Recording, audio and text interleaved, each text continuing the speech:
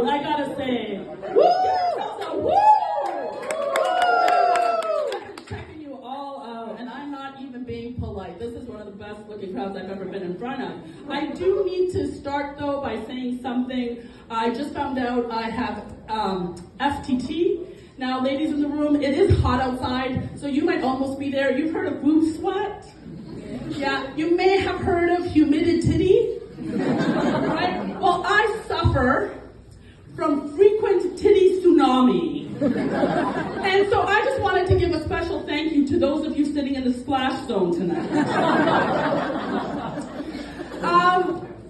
This is my first time on the Yuk Yuks stage.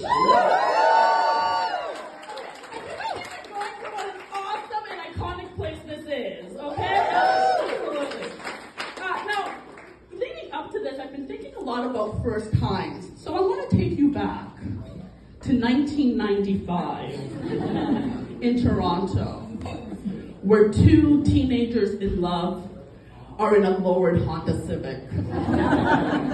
And I have been built like this from a very young age, and he was 6'4". So the Honda Civic wasn't quite gonna cut it. So we pulled our money together, him from the money he made working at the Kmart Cafe, and me from the money I was making working as an assistant manager at Blockbuster. I know, I'm fancy like that. And we got ourselves a room to match in the kind of hotel that rents the room by the hour. Because nothing says no pressure on your first time like a countdown clock. And it was the type of room that you walk in and you can't help but notice that the mattresses are wrapped in plastic, because nothing says sexy like sanitation. Now, this is also at a time where there was no Spotify. I'm looking around, some of you remember those days, a lot of you don't. I'm looking at you guys here in the front. So there was no Boner Jams playlist for us. No, we were at the mercy on what was going to be on Much Music. So, at the very moment that I lost my virginity, I was listening to the romantic lyrics of Naughty by Nature's OPP. And I want you to relive that moment with me. So, who's down with OPP? Thank you, OP! Yes. Oh, excellent. Thank you. I just had a thought. I think that the lyrics to that song are cleaner than the sheets in the place we ended up with. Yeah, that may have happened. Now, I did end up marrying that young man. I'm fancy and super cute. So, as we were coming closer to our wedding date, I thought it might be a good idea to abstain, just to make the wedding night more special. I'll repeat that. I thought it was a good idea. He wasn't quite on board. But it was hard to stop at that point, right? So I went to my very Catholic cousin and asked her for some advice on self-control. Get this. She suggested that I clip Bible verses to condoms. And that way, when you're in the heat of the moment and you're reaching for the condoms, we could get cock-blocked by God himself. And now this is a part of my story where I need your help. Do you want to play a little game with me? Okay.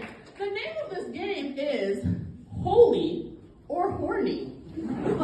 So I'm going to tell you some of the verses that I tried, and you tell me whether they were holy or horny, okay? So the first one all of you might be familiar with, even if you're not Catholic, and that is, be fruitful and multiply. Holy or horny? Horny! Yeah. That might be a bit of a pregnancy scare, but other than that, it's still kind of egging you on, right? Verse number 2 said, come. Actually, what it said was, come get your fill of love till morning. Holy or horny? Horny! Now, at that time, getting my fill of love till morning sounded like a good time.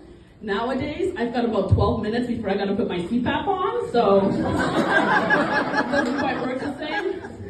And then finally, we had a little verse that said, "My beloved put his hand by the hole of the door." Holy or horny? Okay, now the question with that one remains. Was his hand on the hole to the front or the back? This might be TMI, but look, as long as he knocks first and takes off his shoes, I don't mind either way. I did, however, screw up a little bit, and I missed the instructions that said clip the verses to the condoms, and I stapled them. So we do have 3 beautiful children together.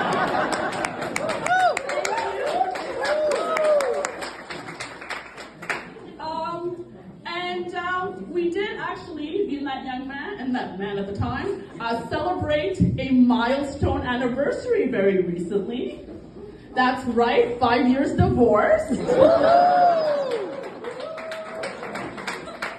did a set once where the audience was like so on board with us being together that they actually went, oh. But the way I look at it, we were married 25 years, so we both served our life sentence. All good. After the divorce, I found myself back, trying to date and on the dating apps. And I like a very particular type of guy. I like myself a hairy man. Like a really European hairy man. And I saw some of you coming in. Eye on you, right? But the problem with finding a good hairy man is that the world has gone wild with manscaping, or what I like to refer to as Operation Smooth Criminal. I don't like my men, especially in the summer when they're tanning, looking like roasted chickens at Costco. The other problem is that I'm a multitasker. So if I can't suck a nipple and floss at the same time,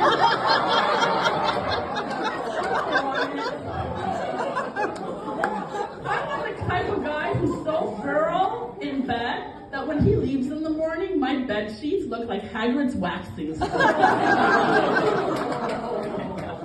Now, the good news is, though, I have met somebody that I have fallen head over heels for, who couldn't be here tonight.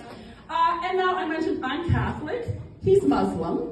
So, holy and horny is now holy, horny, and halal.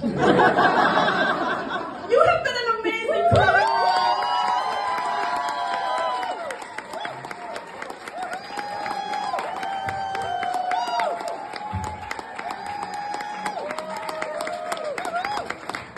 Give it up,